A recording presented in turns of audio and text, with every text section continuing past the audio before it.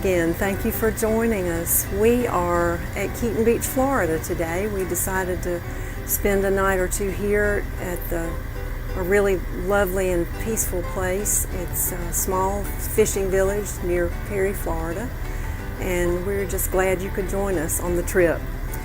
It occurred to me that the holidays are right around the corner. They'll be here before we know it, and I thought we might look at a couple of desserts today and maybe a snack that would go along with your holiday planning. The first dessert we'll be looking at today is a pumpkin pecan praline cheesecake, and yes, it's just as decadent as it sounds. We're going to put the crust together now and of course bake that first, and then we'll put the cheesecake itself together. It requires a good bit of chill time, so there's going to be a little bit of a delay while we get the cheesecake chilled down before we can put the praline topping and the candied pecans on the top. I found this recipe several years ago in Southern Living, and apparently there was a misprint when they published it because they had 0 spices in the cheesecake, and if it's supposed to be like a pumpkin pie, obviously it needs some spices, so I'll explain later what we're going to use in that. The crust consists of graham cracker crumbs, finely chopped pecans, and some butter. So we're just going to put that in our springform pan. You're familiar with a springform pan, I'm sure. That's a great basis for a cheesecake.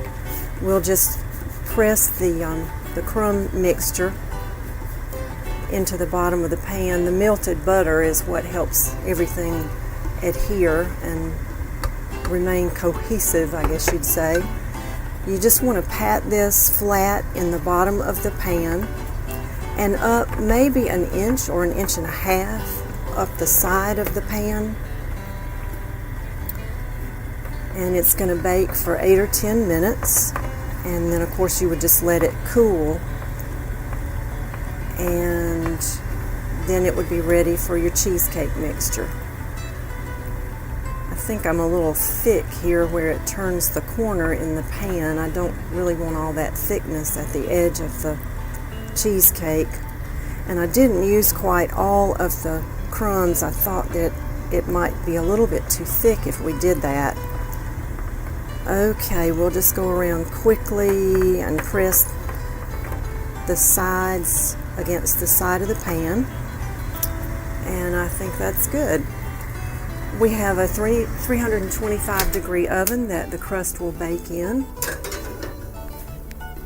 Let's get the timer started. I'm going to start at 8 minutes first and see how it looks, and then we'll go from there.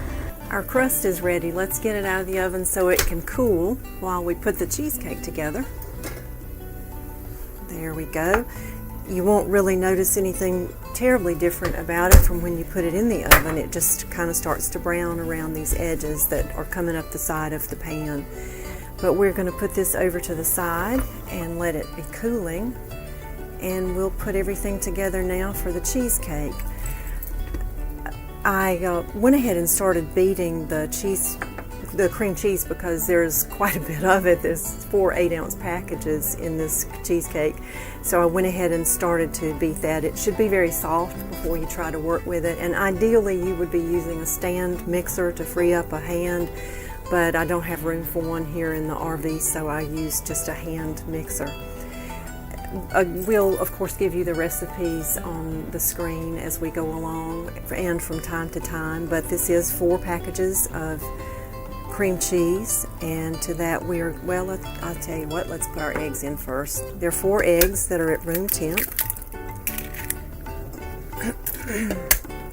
We're just going to add a couple of these and then beat that in before we put any more in.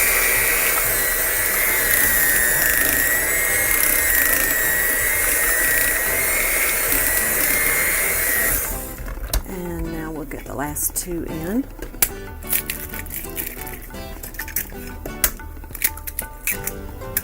All right, there we go.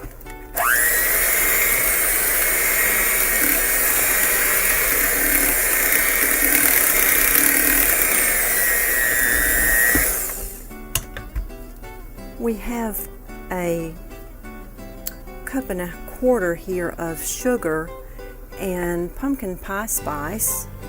And as I told you, the original recipe that I had found in Southern Living had 0 spices added, so that would have been pretty blah tasting without some of the pumpkin pie spice. I have here a couple of almost 2 tablespoons, which might be a little heavy for some of you, so you might want to start with 1.5 teaspoons or 2 teaspoons and bump it up and taste it as you go along so that the flavor isn't too heavy. But this is a pretty large amount of cream cheese and the pumpkin and so forth, and so it would need a decent punch of flavor. So we're going to start with that, but we're going to add this to our sugar just so that our dry ingredients are blended before they hit the liquid items that we already have in the bowl. And I should have used a slightly larger bowl. I'm almost running over here. And we have 1/2 teaspoon of salt that needs to go in as well. I've already knocked some out of the bowl here. But you just want to, it just helps because those grains of sugar are so much larger than those of the spices. It helps if you can get the spices blended into your sugar before you add it to what's already in your dish, so that it helps the blending process a little. All right, let's start back with our mixer to blend that in.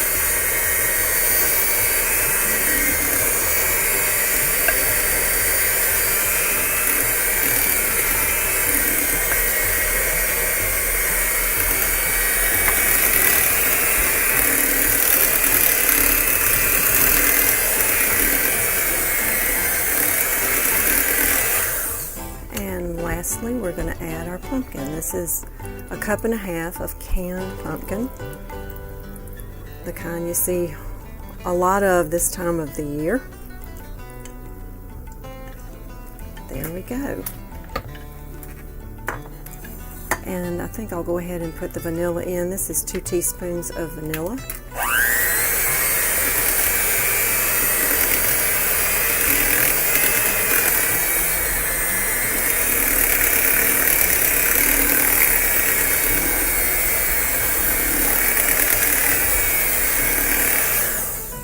I'm going to finish blending this off camera so that you don't have to wait for the process.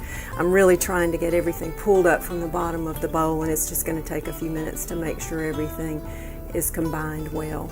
I'll see you in a minute.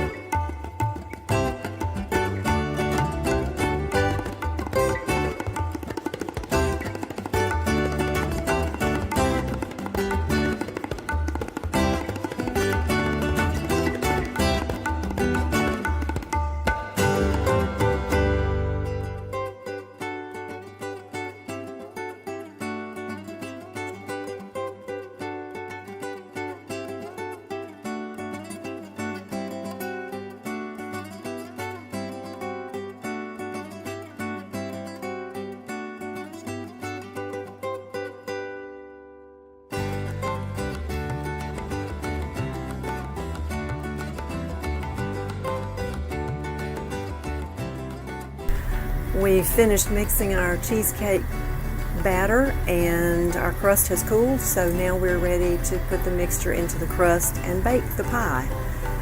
And I want to tell you, I had to go back and add quite a bit of pumpkin pie spice. I'm thinking that if you create your own, if you use cinnamon, nutmeg, and cloves, it's going to be a good bit stronger, and you might get by with a teaspoon, teaspoon and a half in your cheesecake. But if you use pumpkin pie spice, as I did today, it takes considerably more, and I did wind up with about 4 teaspoons in order to give me the level of flavor that I wanted. So this is going to be pretty full. Just go ahead and add it to your crust. It'll go up well past where you've brought the crust up the sides of the pan.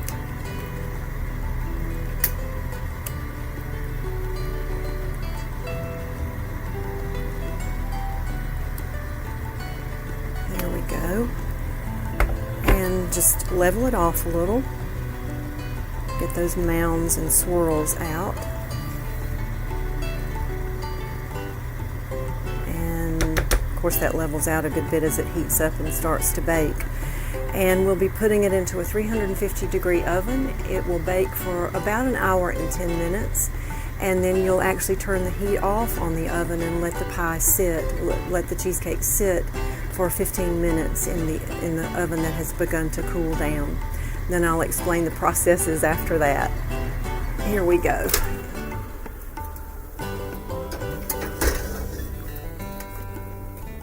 All right, we're going to set the timer and we'll be ready to go. I wanted to show you a quick and easy snack that you might use anytime, but especially at the holidays when we're always at a loss for things to fix for family and guests who are there. This is just a snack made with tortillas, olive oil, and seasoned salt. It doesn't get much simpler than that. You'll just want to put a drop or two of preferably Georgia Olive Farms olive oil on your tortillas. And rather than brushing them, you can just pick them up and rub them together like this to distribute the oil completely over the surface of each tortilla. You don't need a lot. I could very easily have used less than this. Now that the oil is distributed across the surface of the tortillas, you just need to go and sprinkle a little seasoned salt. Garlic powder is fine, whatever you want to season with. And it's just a light coating because since this is a salt, you don't want it to be too terribly salty, but just a very thin, light coating across the surface. And then take a pizza cutter to get your wedges.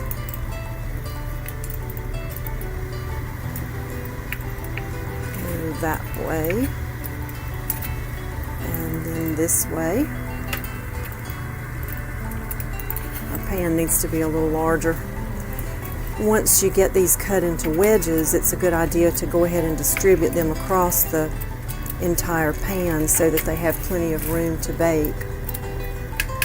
They're going to bake at 375 for maybe 10 or 12 minutes until you see that they're starting to get browned.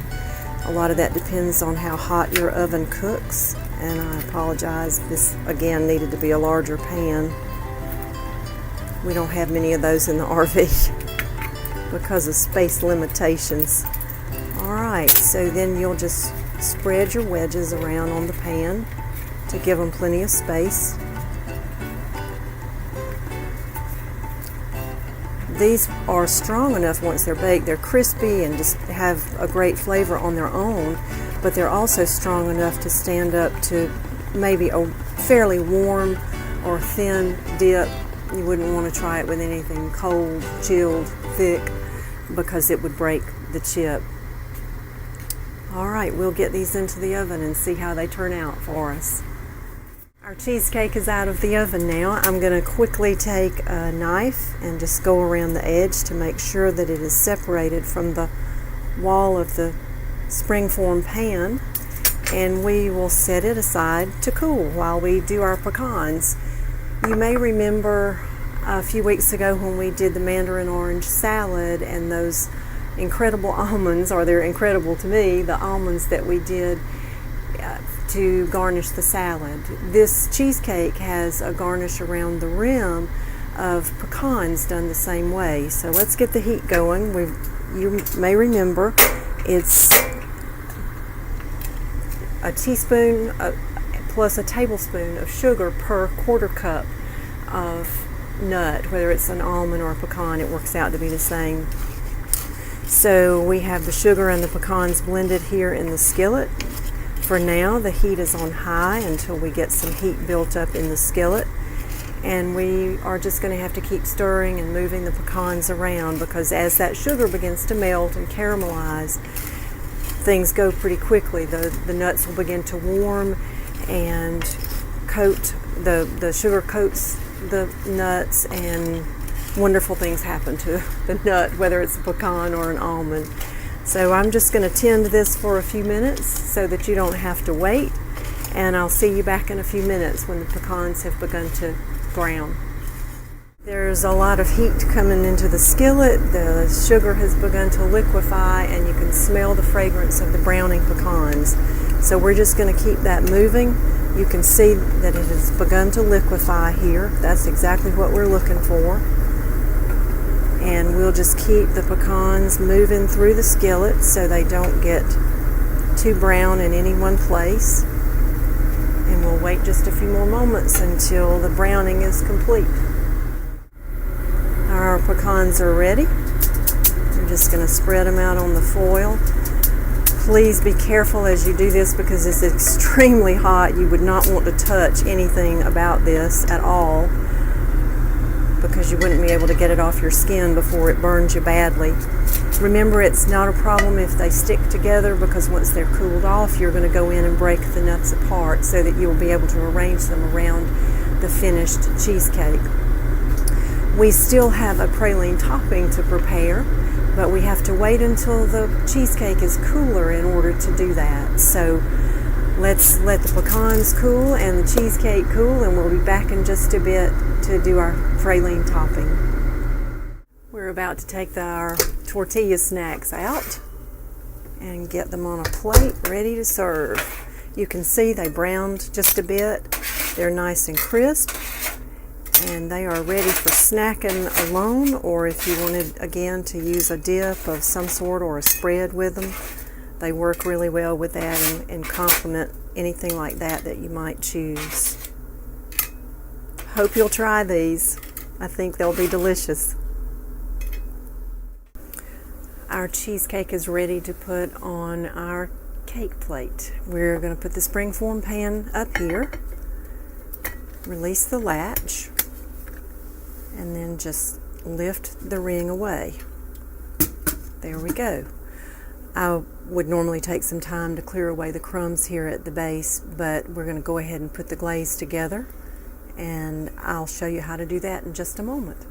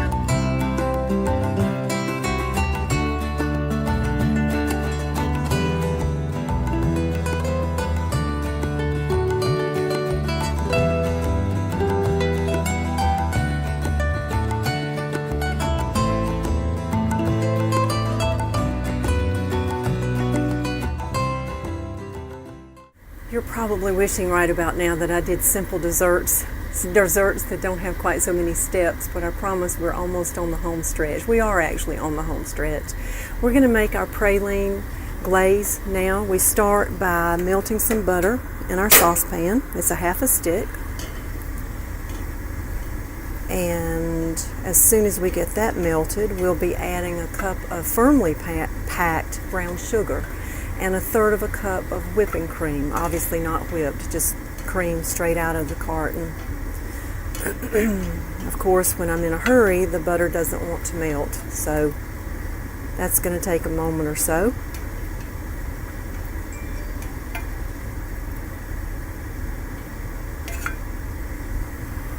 I'll go ahead and add in our sugar, even though the butter is not melted yet.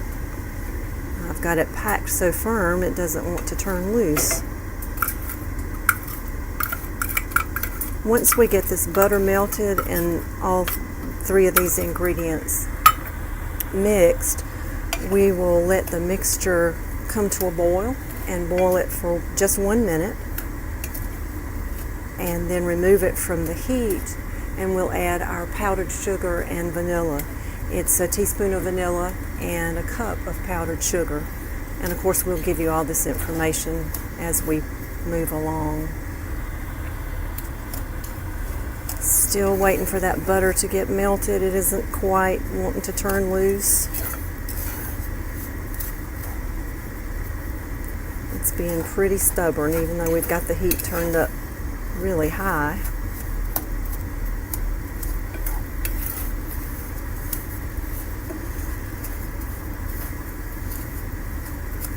There we go, almost finished. Let me get the cream in. You'll want to keep stirring that so you don't scorch your cream. I think the side of this saucepan is hotter than the bottom. I can hear that cream sizzle a little, so let me get it over to the edge and see if we can get the butter melted the rest of the way. Get it all combined so that you don't see any milk floating on the top. And it should come up to a boil pretty quickly with the heat turned so high.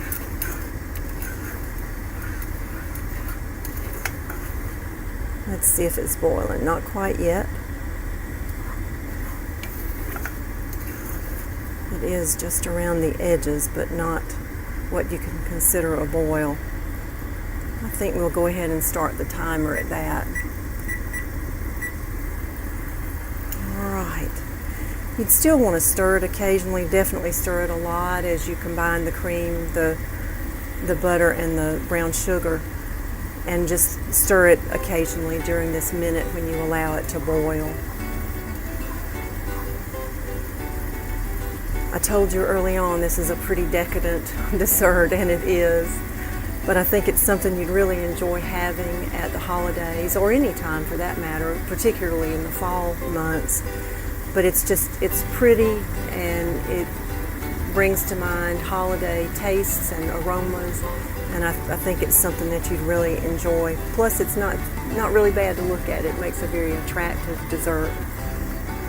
We're down to 10 seconds now with our boil. I think I'll turn the heat down just a bit. It's going strong. And there we go. Just take it off the heat. Let's get rid of that fan noise. And it is continuing to boil a bunch. Add in your powdered sugar. Again, that's 1 cup of powdered sugar. Stir that in.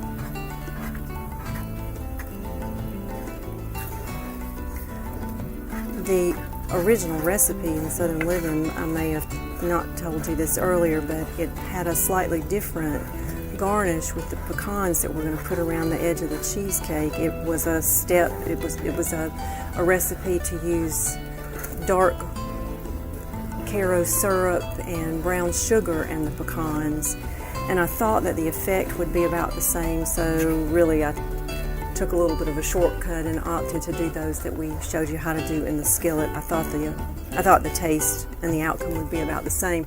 That version was to be baked in the oven instead of done on top of the stove the way we did ours. Even though this is 10x sugar, it is wanting to lump a good bit, so I'm trying to get the lumps out of this. That would not be good to have in our topping. You can go ahead and add your teaspoon of vanilla at this point. Still working to get these lumps dissolved and get those out. We're going to let this sit for 5 minutes before we put it onto the cheesecake. It needs a little time to just stabilize and cool a bit, because it would be so runny at this temperature when we put it on the cheesecake. It would really be pretty messy instead of holding its shape. You do want it to drizzle down the sides a little bit. That makes it really attractive. But as hot as it is at this moment, it would just be really soupy and run everywhere instead of holding together on the top. All right, we're going to set this aside for 5 minutes, give it a break, and I'll see you shortly. And we are about to finish this cheesecake. Finally got the lumps out. The glaze is much thicker than it was earlier when it was so hot. The instructions will tell you you need to use this right away. Once it's done its 5-minute cooling period, you have to use it pretty quickly, or else it does begin to solidify and it won't be as workable. In fact, I may have gone a little bit past that threshold now because it's not wanting to drip down the sides of the cheesecake the way I would like for it to. You have to work with it really fast and really not hold it past the 5 minutes, or it gets to do just what this one is doing and not making those nice drips down the side of the cheesecake. I've got one sort of in progress over here, but it's not going very far. Well, it is beginning a little bit.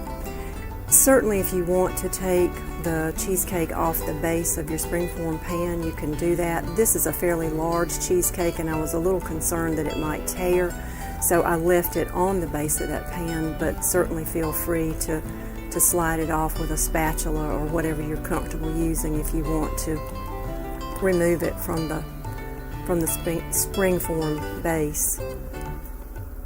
Okay, we'll get a little drizzle going there, maybe, if we can make it not tear the way that one did.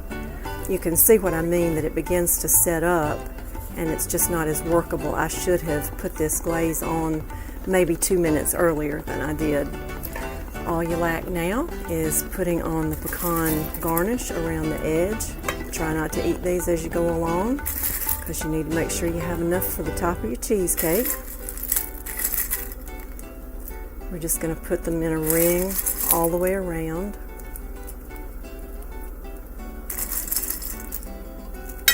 They have a terrific roasted taste. The sugar again is caramelized, and the pecans have a really nutty roasted flavor.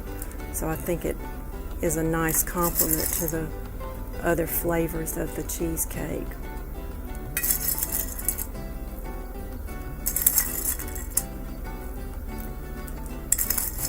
Maybe just a few more right through there, and I think we're done.